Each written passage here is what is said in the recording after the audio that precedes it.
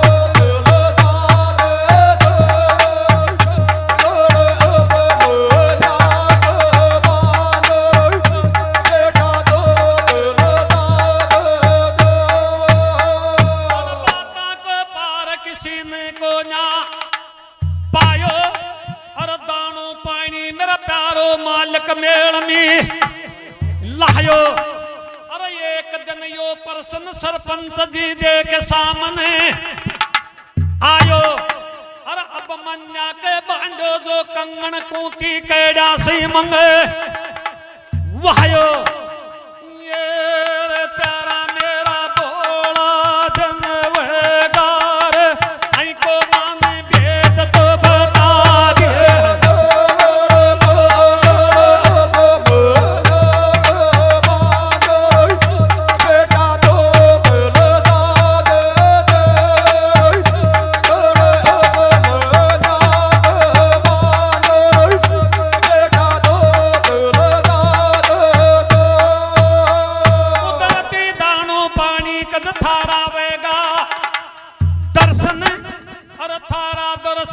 मेरी वही आत्मा परसन अर्थे या मना समझ जो यो मासी थर सामय सुन कर जो छे परसन ये जे थारो देखेड़ो वे तो मान भी भेद बता दे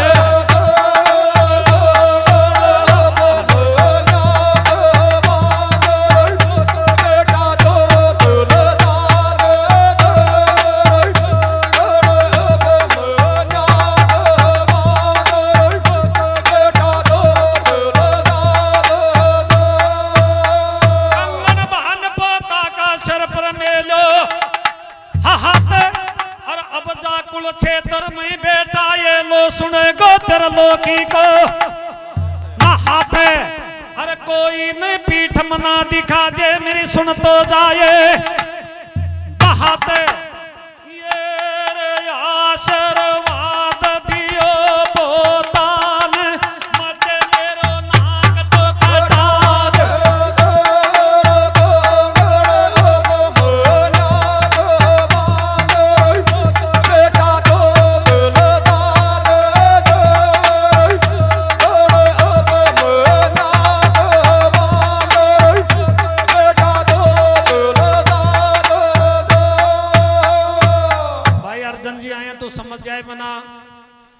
कि भाई आपन प्रश्न पूछ रहा है लेकिन यही कथा चल रही थी ये तो सत्य बात है यही कथा और यही सरबंदा था यही प्रश्न था तब एक आदमी बोलो मासी ये बताओ कि जो अभय मन्या को आशीर्वाद देकर के कुंती ने उसका हाथ के कंगन बहाना था और उसने ये कहा था कि जब तक कि मेरा कंगन नहीं टूटेगा जब तक तेरी वीरता का ओढ़ नहीं आएगा ये मासी थोड़ा सा ये बताना कि ये कंगन कहां से आया था अर्जुन जी में तो ये एकदम बाठा गो है ये बात सत्य है ये मैं और मैंने आपसे ये बात क्यों पूछी है इसलिए पूछी है कि इसने चक्रव्यूह का किस्सा उठवाया है तो अब इन इंडे मालूम पड़ जाएगा कतनी तरह सूखी जर कतरी तरह आली जाए इस बात का सत्य प्रमाण है कि ये जो कुंती थी, इसका नाम जन्म से प्रथा था, और ये सूरसेन की पुत्री थी, और सूरसेन के एक नहीं 6 कन्या थी, जिनमें से जो राजा कुंतल बहुत था वो सूरसेन का मित्र था, जिसने गोद दे दी थी। जो कुंतल भोज के जाने से इसका नाम कुंती हुआ था। और कुंतल भोज के जाने के बाद समय बीत जाता है। एक दिन चल करके ऋषि दुर्वासा आता है, और दुर्वासा जो मन की गति से भक्ति करने वाला था, और या तो उसकी सेवा करो और या उसकी सेवा के अंदर कमी रह जाए तो श्राप दे दे, सब क्या को सत्यानाश कर दे। एक दिन कुंतल भोज के जाता है। राजा कुंतल भोज कहता है कि महाराज क्या इच्छा है? बोलो यहाँ ठहर करके कुछ दिन सेवा भक्ति करूंगा, मेरी सेवा करना। अब राजा का बरागो बोलो साला जी एक दिन भी कमी रहेगी तो यो तेरो बाप शराब देगो और तेरो सत्यानाश। तब कुंती ने कि पिताजी घबराओ मत, इस ऋषि की सेवा मैं करूंगा। जब भरपूर ऋषि की सेवा की और भक्ति पूरी होने के बाद कुंती के ऊपर प्रसन्न होकर के दुर्वासा ने एक नहीं 2 वरदान दिए थे। 2 वरदान दिए भक्तों। एक तो असीकरण नाम का मंत्र दिया था।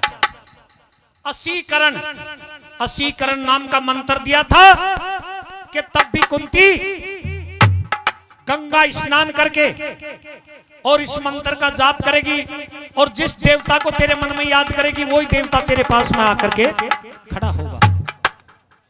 और दूसरा ये मेरा मंत्र है जो मैं बता रहा था, ये कंगन दिया था कि कोई भी दुबला योद्धा होगा और उस दुबला योद्धा का हाथ के बांध करके तेरा आशीर्वाद देकर के रण में भेज देगी, तब तक ये मेरा कंगन हाथ से नहीं टूटेगा, तब तक उस योद्धा की पराजय नहीं होगी। यही बात है अर्जुन जी। तब पोता का हाथ के कंगन बांध करके आशीर्वाद देती है कि बेटा जब तक ये कंगन नहीं तोड़ेगा और ये नहीं टूटेगा तेरी वीरता का उड़ नहीं आएगा। और वैसे भी बेटा चाहे मर जाए, लड़तो मर जाएगा, वहां सब्र हो जाएगा, लेकिन पीठ दिखा करके रण से भाग करके और कोई ये कह देगा कि अर्जुन का पुत्र अभिमन्यु तो कायर निकला, फिर बोलो मेरे वाह बर्दाश्त हो जा वही। ऐसा आशीर्वाद अपने पोता को देती है, और पोता को दे करके जो ही अपनी माँ दादी कुंती का आशीर्वाद पाकर के चलता हुआ और रणवास की तरफ बढ़ता है, तो तंबू से बाहर खड़ी माता सुभद्रा देख रही थी। अपने पुत्र अभिमन्यु को देख करके माँ सुभद्रा अति प्रसन्न होती है। माता सुभद्रा के पास में अभिमन्यु जाता है, धोक प्रणाम करता है। बेटा तेरा रूप भक्तो यहाँ खैरा चल जाए तो कोई युद्ध में जा रहे हो? हाँ बोलो माता इसमें कोई बात है झूठी भी नहीं है। इस समय मैं पिता नहीं होने के कारण गुरु द्रोणाचार्य के चक्कर भी बींदने के लिए जा रहा हूं। हैं? बोले हाँ। अब माता जी थोड़ा सा तेरा भी आशीर्वाद मिल जाए। बोले बेटा मेरा आशीर्वाद तो यही है कि क्षत्रिय शूरवीर होता है जो रण को देख करके कभी डरता नहीं है, और रण को देख करके जान गंवा दे उसकी वीरता का बखान होते हैं, और रण को देख करके पीठ दिखा देता है उसका कोई बखान नहीं होता है। बेटा चाहे कुछ भी हो जाए, तेरी जान चली जाए, लेकिन तू मेरा दूध के बट्टो मना लगा दिए। भक्तों ये सह सुन करके और तब अभिमन्यु वहीं से माता का आशीर्वाद पाता है। और अब अर्जुन जी वही तुम्हारी बात आ गई कि 6 खंड महाभारत तो ये कहता है कि जब बाहर खड़ी सुमित्रा और अभिमन्यु को देख करके पीछा से अपनी दासी से पूछती है। एक महाभारत में लेख मिलता है कि सुमित्रा वापस से अभिमन्यु को अपने पास में बुलाती है, और जो सब्बल सिंह चौहान जो जैमिनी महाभारत है जिसमें साफ साफ लिख रखा है कि अभिमन्यु का उत्तरा का कोई मिलाप नहीं हुआ।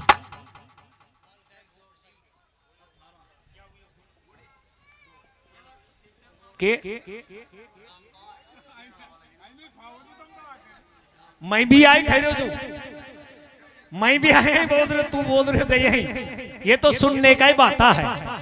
लेकिन फिर इसमें एक मीन में मेक हो जाता है कि भक्तों जिससे उत्तरा की शादी करके और अभिमन्यु चक्कर व्यूह में गयो छो 30 दिन 6 महीना पांडव अभिमन्यु और उत्तरा की शादी को हो गया था 6 महीना। और 6 महीना के बाद में उत्तरा का और अभिमन्यु का मिलाप नहीं हुआ। क्यों नहीं हुआ? क्या कारण था? उसका मिलाप कौन नहीं होने दिया? क्यों नहीं होने दिया? और फिर जब वन को मिलाप ना हुयो तो फिर अभिमन्यु तो चक्कर व्यूह में मारो जाएगो। फिर अभिमन्यु का गल से परिषद का जन्म कैसे हुआ? यह भी प्रमाण है। लेकिन भक्तों, ये कोई तो अमर फल भी बता देते हैं, लेकिन ये भगवान कृष्ण का एक फल दिया हुआ था। जो कैसे दिया था? कि इसलिए दिया था कि तेरा पति से मिलन नहीं हो और तेरा पति वीर है, क्षत्रिय है, अगर कोई रण में मारा भी जाए तो इस फल को इस्तेमाल करने से गर्भवती हो जाएगी और आने वाले समय के अंदर तेरे गर्भ से पुत्र का जन्म हो जाएगा।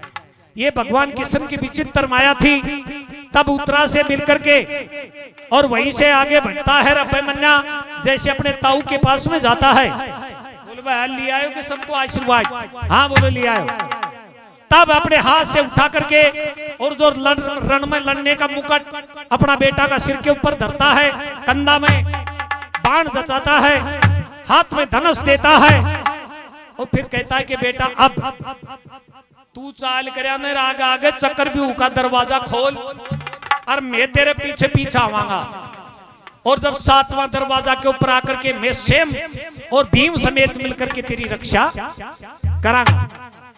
भक्तों चलते चलते और जब पहला दरवाजा के ऊपर पीछे पीछे चारों पांडव, अर्जुन को छोड़ करके चारों पांडव और आगे आगे अभिमन्यु जैसे पहला दरवाजा के ऊपर जाता है।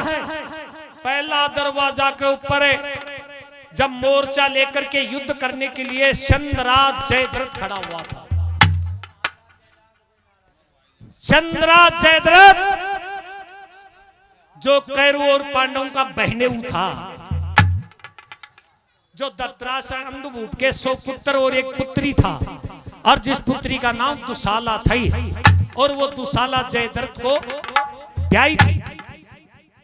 लेकिन पहला दरवाजा के ऊपर जयद्रथ का खड़ा होने का क्या कारण था? क्यों खड़ा हुआ? पहला मोर्चा के ऊपर जो खड़ा होता, जो सेनापति होता है, सेनापति तो गुरु द्रोणाचार्य था, फिर वो क्यों खड़ा था?